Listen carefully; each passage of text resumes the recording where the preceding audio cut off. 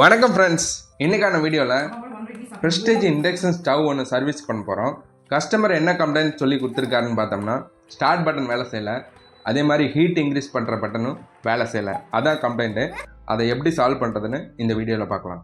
இதே மாதிரி இன்ட்ரெஸ்டிங்கான வீடியோஸை நம்ம சேனலில் அடிக்கடி அப்லோட் பண்ணிகிட்டே இருக்கோம். நீங்கள் மறக்காமல் சேனலை சப்ஸ்கிரைப் பண்ணிக்கோங்க, உங்கள் ஃப்ரெண்ட்ஸ் சர்க்கிளுக்கு ஷேர் பண்ணுங்கள், வீடியோவை லைக் பண்ணுங்கள். இப்போ பேனலை அன்ஸ்க்ரூ பண்ணிவிட்டு அதை ஓப்பன் பண்ணி பார்க்குறோம். அதில் ஃபுல்லாக நிறைய டஸ்ட் இருக்குது. இந்த கரப்பாம்பூச்சியோட முட்டை அதெல்லாம் நிறையா இருக்குது. இதெல்லாம் ஃபுல்லாக க்ளீன் பண்ண போகிறோம். கண்ட்ரோல் பிசிபி போர்டை பிரிக்க போகிறேன். அதே மாதிரி கூலிங் ஃபேன் ஃபுல்லாக டஸ்ட் இருக்குது. கூலிங் ஃபேனை அடிக்கடி நம்ம க்ளீன் பண்ணி வச்சுக்கிட்டோம்னா பிசிபி போர்டு கம்ப்ளைண்ட்லாம் வராமல் இருக்கும். இதை ஒன்று ஒன்றா நம்ம செப்பரேட் பண்ணிவிட்டு பேனல் ரெண்டையும், டாப் அண்ட் பாட்டம் பேனல் ரெண்டையுமே வாட்டர் வாஷ் பண்ண போகிறோம். கூலிங் ஃபேன் பிரிக்கிறேன்.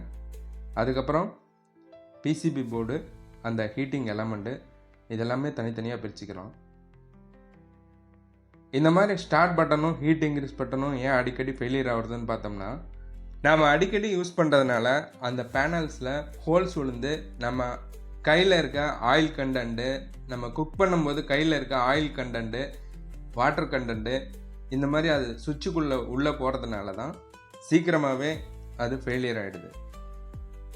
நீங்கள் புதுசாக வாங்கும்போது அந்த சுவிட்சுக்கு ஒரு இன்சுலேஷன் டேப் மாதிரி, எந்த சுவிட்சை நம்ம அதிகமாக யூஸ் பண்ணுறோமோ அந்த சுவிட்சுக்கு ஒரு இன்சுலேஷன் டேப் மாதிரி ஃபிக்ஸ் பண்ணிட்டீங்கன்னா உங்களுக்கு சீக்கிரமாகவே இந்த மாதிரி பட்டன் ஃபெயிலியர் ப்ராப்ளம் வராது.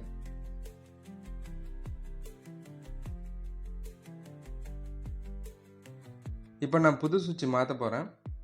அதுக்காக சுவிட்செல்லாம் ஃபிக்ஸ் பண்ணிவிட்டு ஃப்ளக்ஸ் வச்சுட்டு சால்ட்ரிங் பண்ணிகிட்ருக்கேன்.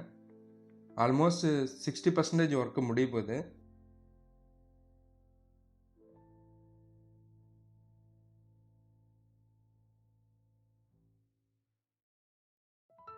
மறுபடியும் நான் எப்படி கழட்டினோ அதே மாதிரியே ஒன்று ஒன்றா நான் இப்போ ஃபிக்ஸ் பண்ண போகிறேன்.